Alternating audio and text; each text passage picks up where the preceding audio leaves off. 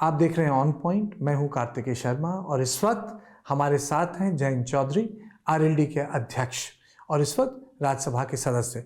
जयंत, बहुत बहुत शुक्रिया वक्त देने के लिए। पहला सवाल ये कि 2021 में जब मैंने आपका इंटरव्यू लिया था तब आपने कहा था आप किसी से डरते नहीं हैं और जहां हैं वहां बने रहेंगे, लेकिन आज जयंत चौधरी पाले के दूसरी तरफ हैं। ऐसा क्या हुआ कि जयंत चौधरी को ये फैसला लेना पड़ा? देखिए, एक तो फैसला लेना पड़ा। परिस्थितियाँ, जो राजनीतिक हालात हमने देखे और हमारे और समाजवादी पार्टी के बीच में जिस तरह से एक संवाद होना चाहिए था, सामूहिक निर्णय होने चाहिए थे, चुनाव के लिए रणनीतियाँ बनाई जानी चाहिए थी, वो हमें बनती दिख नहीं रही थी। वहाँ भी हमें दबाने की कुछ कोशिश थी। अब सारी चीज़ मैं सार्वजनिक नहीं करना चाहूँगा, कुछ चीज़ें जाहिर नहीं होती, समझने की होती हैं। हमारे फिलहाल पार्टी के लोग सब जानते हैं क्या कारण रहे, और कुछ ये है कि मैं भविष्य की तरफ देख रहा हूँ। अपने दल के लिए, देश के लिए क्या चीज़ें हैं, किस फैसले में ज़्यादा लोग जो हमारे साथ जुड़ पाएंगे। और आज जो देश में हालात हैं, एनडीए की जिस तरह से एक बहुमत की सरकारें चल रही हैं, 2 टर्म पूरे किए हैं, अब तीसरी बार मैंडेट मांग रहे हैं, जनता के बीच जा रहे हैं, जिन मुद्दों को लेकर चुनाव लड़ा जा रहा है, हमने ये समझा कि चौधरी साहब की जो एक विचारधारा थी, जो एक हमारी पुरानी विरासत है, पार्टी जिन चीज़ों को लेके, मुद्दों को लेके चलती है, बेहतर होगा कि हम एनडीए में आए। आपकी किन कारणों से अखिलेश यादव से नहीं बनी? मसले क्या थे? देखिए, सीटों को लेकर तनाव तो होता ही है, हर गठबंधन में ये चीज़ें आती हैं, लेकिन आपका अप्रोच क्या है, समाधान निकालने की कोशिशें क्या है। और उसके लिए ज़रूरी है कि जो सबसे सर्वोच्च पद पे जो लोग बैठे हैं उनके आपस में कोई दूरी ना बने। तो चाहते हुए या ना चाहते हुए भी दूरियां बनी। अब मैं दोष उनको नहीं दूंगा, जो ताली दोनों हाथ से बजती है। अब पीछे मुड़ के भी हमें देखने की ज़रूरत नहीं है। मैं कार्यकर्ताओं को कहना चाहता हूँ, हम जहाँ भी रहते हैं ईमानदारी के साथ रहते हैं, पूरी ताकत लगा के लड़ा जाता है चुनाव। जब विपक्ष में हम थे, हम प्रखर आवाज़ थे, सड़क पे हम थे, लाठियाँ खाई, आंदोलन किए, चुनाव मजबूती से लड़ा। आज हम जिस ओर हैं, जीत की तरफ हैं। बहुत विश्वास के साथ कह रहा हूँ, और मैं उम्मीद करता हूँ कि कार्यकर्ता हमारे फैसले को निभाएंगे और एनडीए को पूरी ताकत के साथ चुनाव लड़ाएंगे। मामला केवल ये था कि वो अपनी मर्जी से कैंडिडेट्स दिए जा रहे थे, या कार्यप्रणाली में पारदर्शिता? दोनों बातें। मैं अपने दल के लिए जिम्मेदार हूँ। मैंने समाजवादी ज्वाइन नहीं करी है, वो अपने दल के लिए जिम्मेदार है। जहाँ मुझे उनके फैसले ठीक लगे कि उन्होंने कहा कि आप उम्मीदवार ले लीजिए और उनको लड़ा लीजिए, अच्छे चेहरे हैं, अच्छे लोग हैं, हमने उनको लेकर लड़ाया। आज भी वो लोग हमारे दल में हैं। उनमें से कुछ लोगों को हमने आगे और बड़ी जिम्मेदारियाँ दिलाई हैं। लेकिन जहाँ हमें लगा कि ठीक नहीं, मैंने पहले दिन से जिनके लिए विरोध दर्ज किया कि नहीं, हम इनको नहीं ले पाएंगे। आपने एक बार कहा, दूसरी बार प्रयास किया, तीसरी बार अगर आप कहोगे तो वो हनन में बर्दाश्त नहीं करूँगा। तो इसलिए मुझे स्टैंड अप करना पड़ा। सेकंड, मैंने महसूस किया कि वो जीतना ही नहीं चाहते। विपक्ष के कई पार्टियों पे बात लागू है। वो विपक्ष नाम का है, वो दिखाने को है, सबकी वास्तव में लड़ाई कुछ और। और उस तरह की साजिश जब मुझे उसकी बू आने लगी, इंडिया की बैठकों में मैं बैठा, मुझे लगा कि कोई तालमेल नहीं है, कोई रणनीति नहीं, कोई इच्छा शक्ति ही नहीं लड़ने की। कोई आगे देश के लिए हमें क्या लेके, किन मुद्दों को लेके चलना है, जनता तक उनको कैसे पहुंचाना है, कैसे कैसे कार्यक्रम होंगे, कोई रूपरेखा बनाने को तैयार नहीं। इन हालातों को देखते हुए मैं दोबारा अंधकार में और एक गड्ढे में अपने कार्यकर्ताओं को नहीं धकेल सकता था। अगर हम लोग सत्ता में आएंगे, हम अपने मुद्दों पर काम करेंगे, समाधान निकलेंगे, हल निकलेंगे, विकास होगा। इंडिया की बैठक में आपने ये सारी बातें नहीं रखी कि नकारात्मक तरीके नहीं चलेंगे? मैंने भी रखी, औरों ने भी रखी। कई इश्यूज पे मुझे लगा कि फिर भी अंडरस्टैंडिंग नहीं बन पाई। दिल्ली की बैठक में मैंने साफ 2 टूक कहा कि आप बार बार ईवीएम पे सवाल उठाते हो। उसी प्रक्रिया के अंतर्गत आपको चुनाव लड़ना है, या तो आप कह दीजिए कि हम जो है बहिष्कार करेंगे, हम बिल्कुल नहीं मानते। एक तरीके से आप जनता के फैसले को भी नकार रहे हैं, देश के लोकतंत्र को आप खुद कमज़ोर कर रहे हैं, ठोकर मार रहे हैं, ये कह के कि हम बिल्कुल विश्वास नहीं करते। और दूसरी तरह आप उसमें आप लाइन में खड़े हैं कि हमें भी वोट दे दो, ईवीएम में आज हमारे निशान पे बटन दबा दो, लेकिन ईवीएम में कुछ गड़बड़ है। तो कोई एक कन्फ्यूजन सा लगा। इन बातों में कोई तारतम्य नहीं है। इसमें कांग्रेस की भूमिका को आपने किस तरीके से तोला? सबसे बड़ी भूमिका उनकी है इसमें कि कुछ लेफ्ट की पार्टियां कहती थी, कुछ नेता कहते थे, और कांग्रेस उस पर लपक के उसको अपना एजेंडा बना रही है। क्या कांग्रेस देश की नई लेफ्ट पार्टी हो गई? लेफ्ट का अपना एक आध्यात्मिक एक सोच विजन है। कांग्रेस एक सेंट्रिस्ट पार्टी रही हमेशा। वो धीमे धीमे एक शिफ्ट आया है। ये बहुत बड़े पद पे विराजमान कई कांग्रेसियों ने इस तरह के सवाल पूछे हैं, चाहे वो सामाजिक क्षेत्र में उनकी रणनीति हो, पॉलिसी हो, और आर्थिक क्षेत्र में तो जो भी सरकार आती है वो तो कैपिटलिस्ट हो जाती है, इसलिए मैं वो दोष उनको नहीं लगाऊंगा। लेकिन ओवरऑल एक इश्यूज पे ऐसा लगता है कि सबसे ऊंचे पद पे जो लोग बैठे हैं उनमें और उनके कार्यकर्ताओं के भावनाओं में कोई मेल नहीं है। इसमें राहुल गांधी की भूमिका कैसी रही? आपका क्या मूल्यांकन रहा? क्योंकि चेहरा तो उन्हीं को बनाते हैं बार बार। मैं दिल्ली की बैठक में मैंने कहा कि ईवीएम को इशू मत बनाइए। उसके बाद और भी कुछ नेताओं ने समर्थन किया। उसके बाद जो रेजोल्यूशन ड्राफ्ट हो रहा था उसकी भाषा बदली गई। आखिर में राहुल जी बोले और उन्होंने वही बात कह दी जिसका विरोध कर रहे थे। आपको लगता है कि कांग्रेस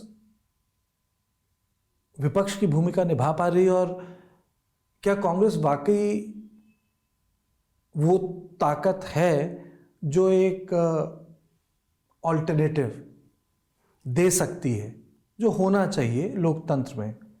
नहीं, दे सकती है। किसी चीज़ को आप हमेशा हमेशा के लिए नहीं नकार सकते। राजनीति बदलती है, मुद्दे बदलते हैं।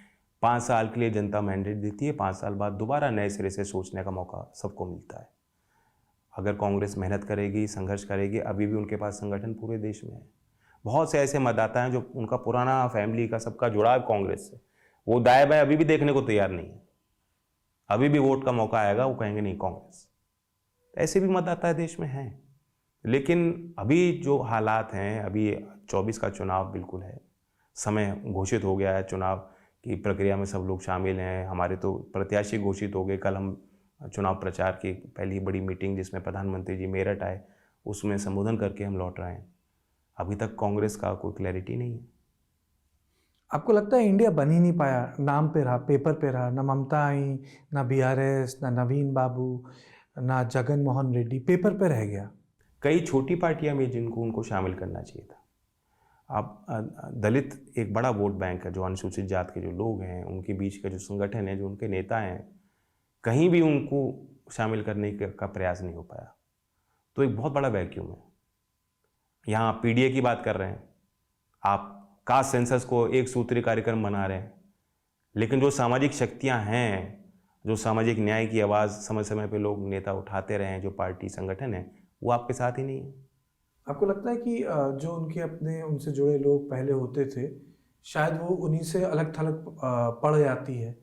जैसे कि अभी जो भारत रत्न वाला हुआ, तो उसमें चाहे नरसिम्हा राव हो, चौधरी साहब हो, कोई प्रोएक्टिवली मैसेजिंग नहीं हुई उस पर।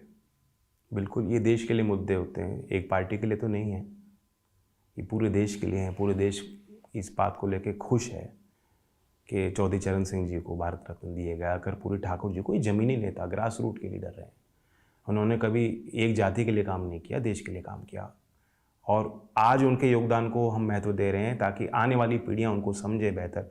आने वाली समस्याओं के समाधान भी वहीं से निकलेंगे। मैं तो ये मानता हूँ आज भी प्रासंगिक हैं चौधरी चरण सिंह जी के विचार, लेकिन मुझे ऐसा लगता है कि इंडिया की कोई पार्टी उनके विचार से जुड़ी हुई नहीं। वो चाहते ही नहीं थे कि उनको भारत रत्न दिया जाए। आप सोशल मीडिया पे देख लीजिए, उनकी कोई प्रतिक्रिया ही नहीं आई। बड़ी बड़ी देश की पार्टियां विपक्ष में हैं, उन्होंने इसको स्वागत करना चाहिए था, इस निर्णय में उनको शामिल होना चाहिए था। उन्होंने कहा बिल्कुल हमारी भी पुरानी मांग है।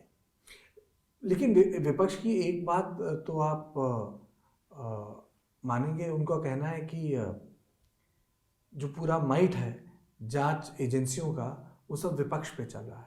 देखिए, कानून तो सबके लिए है, आज नहीं तो कल न्याय सबके साथ होगा।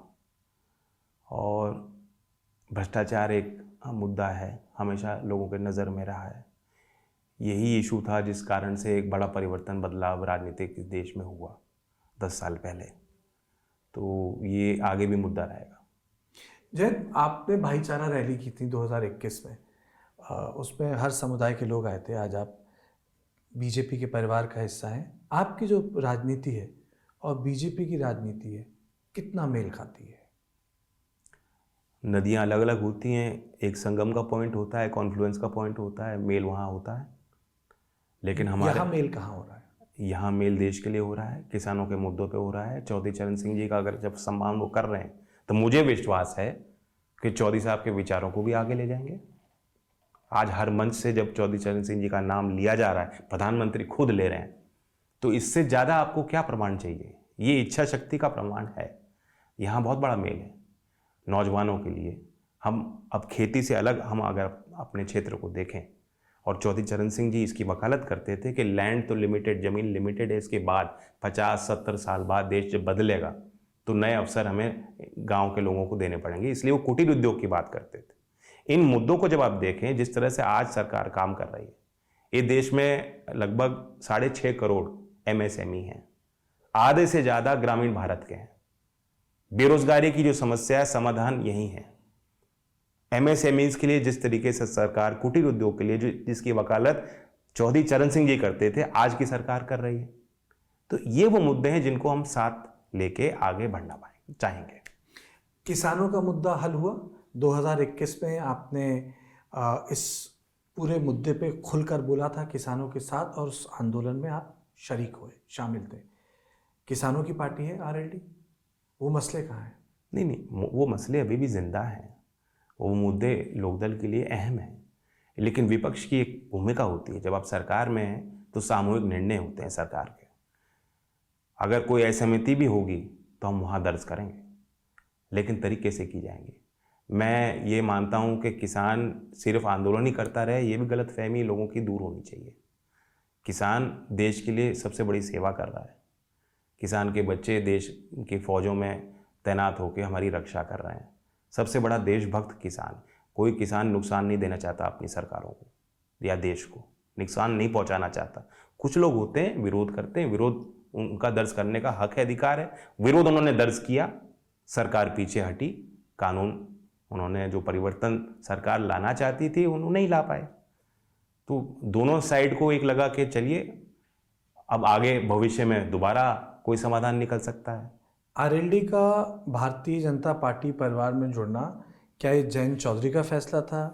क्या ये काडर की तरफ से बात आई थी? जैसे 2014 में जब भारतीय जनता पार्टी में बदलाव हुआ, तब मोदी जी का नाम काडर के प्रेशर पे आया, नीचे से आया। तो ये जो बदलाव हुआ है आपकी राजनीति में, ये ऊपर से है, नीचे से है, कहाँ से है? मेरी राजनीति में, मेरी शैली में, मेरी सोच में कोई बदलाव नहीं है। ये हमने अलायंस को बदला है और देश की मुख्यधारा में आने के लिए, अपने लोगों के काम करने के लिए हमने डिसीजन लिया। लेकिन ये अकेले मेरा डिसीजन नहीं है। मेरा समय, क्योंकि मैं सार्वजनिक जीवन में हूँ, मेरा समय मेरा नहीं है। मेरा कोई व्यक्तिगत निजी जो है, परिवार की बात अलग होती है, उसके बाहर मेरा कोई जीवन नहीं है। समर्पण भाव से मैं इस काम को कर रहा हूँ। जब तक मैं इस पद पे हूँ तब तक करता रहूँगा। मेरा कोई इसलिए डिसीजन भी मेरा अकेला नहीं माना जा सकता। तो यानी आप कह रहे हैं कि काडर की तरफ से प्रेशर था? प्रेशर नहीं था। मेरी जिम्मेदारी है कि मैं उनको बेहतर समझ पाऊँ कि वो क्या चाहते हैं और कैसे उनके हित सुरक्षित हो सकते हैं, उनको लाभ कैसे पहुँचाया जाएगा, वो मैं कर रहा हूँ। क्या जयंत, ये रेलेवेंस की लड़ाई थी? जब आप होंगे तभी लड़ेंगे, होंगे हैं तो होंगे। देखिए 10 साल मैं चुनाव हार गया हूँ। जो आदमी चुनाव जीतता है उसे नहीं पता लगता क्या परेशानियाँ होती हैं, किस तरह से भीड़ जब सत्ता में होते हो तब भीड़ बनती है और कैसे वो भीड़ हट जाती है चुनाव हारने के बाद। मैंने देखा है, मुझे कोई फ़र्क नहीं पड़ा। मैं इस बात को सार्वजनिक कह चुका हूँ, मुझे आप 10 बार और चुनाव हरा दो, मुझे उससे कोई दिक्कत नहीं है। तो उस तरह का प्यार लोगों ने बना के रखा है, मुझे महसूस नहीं होने दिया। आज भी जब पार्टी के लोग जाते हैं, गांव के लोग हमें चंदा देते हैं। आज हम दोनों क्षेत्र में, बिजनौर और बागपत में, हमने साधारण जो वर्कर हैं उनको मौका दिया है, जो ज़मीनी लोग हैं उनको मौका दिया है, उनको गांव के लोग चंदा दे रहे हैं, समर्थन कर रहे हैं। और निस्वार्थ कर रहे हैं। तो जहाँ ऐसा विश्वास लोगों का मुझे दिखाई दे रहा है, मुझे कोई दिक्कत नहीं थी, मैं फिर चुनाव हारने को तैयार था। लेकिन कुछ अच्छा सोच के मैंने डिसीजन लिया है, उसे भी आपके माध्यम से मैं समझाना चाहता हूँ ऑडियंस को। जो भी हम डिसीजन लेते हैं कुछ अच्छा सोच के लेते हैं। नेगेटिविटी में या डर के या मजबूरी में कोई फैसला होता है तो उसे कोई निभा नहीं पाता। ये निर्णय मैंने निभाने के लिए लिया है। आप इसको लार्जर गुड बोलते हैं? आप इसे लार्जर गुड बोलते हैं? बिल्कुल, जो अच्छे काम कर रहे हैं उन्हें ताकत देने के लिए हमने ये निर्णय लिया। आपको लगता है इस बार एनडीए 400 पार कर सकती है? देखिए, नारा है, राजनीति में कुछ संभव असंभव नहीं, राजनीति काम ही ये है कि जो लोगों को असंभव लग रहा है उसे संभव कैसे बनाया जाएगा, उसके अराउंड कंसेंसस कैसे हम लोग खड़ा कर पाएंगे। मैं कल गया हूँ प्रचार के लिए, उससे पहले बिजनौर अमरोहा मैंने प्रचार किया है। लोगों में जो धारणा बन रही है, कहीं किसी को कोई टक्कर दूर दूर तक दिखाई नहीं दे रही। आपको प्रधानमंत्री मोदी जी और उनकी कार्यशैली की सबसे बढ़िया चीज़ क्या लगती है? वो जब कुछ कहते हैं तो उसके पीछे एक थॉट है, एक प्लान है।